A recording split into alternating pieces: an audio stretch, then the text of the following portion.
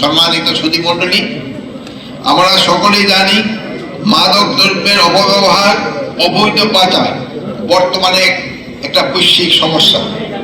বর্তমান বিশ্বে যে সমস্ত সমস্যা বিশ্ব বিবেককে নাড়া দিয়েছে, মাদকাসক্তি তার একটা অন্যতম। বিশ্বের এক প্রান্ত থেকে অন্য প্রান্ত পর্যন্ত এর কালো থাবা বিস্তৃত। বর্তমান সরকারের একান্ত সদিচ্ছা এবং ইতিমধ্যে মাদকদ্রব্য নিয়ন্ত্রণ অধিদপ্তরের কর্মকর্তা কর্মচারীদের অস্ত্র সংগ্রহ ও ব্যবহার নীতিমালা 2024 প্রণীত হয়েছে। অধিদপ্তরের কর্মকর্তা কর্মচারী প্রথম ব্যাচের অস্ত্র চালান প্রশিক্ষণ প্রদান সম্পন্ন হয়েছে।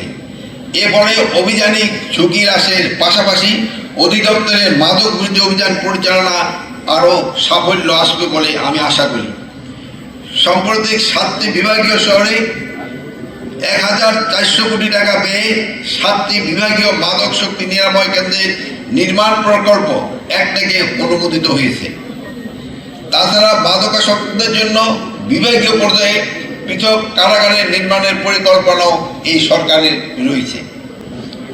সম্মানিত সুধীমণ্ডলী, মাদক দ্রব্যের অপব্যবহার ও অবৈধ পাচার একটি বহুমাত্রিক সমস্যা, যা শুধু আইনের প্রয়োগ দ্বারা সমাধান করা কোনোভাবেই সম্ভব নয়।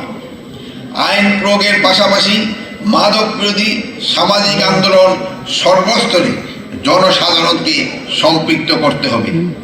মাদকের চাহিদা নিরসনের লক্ষ্যে মাদক বিরোধী প্রচার কার্যক্রমে আরও জোরদার করতে হবে।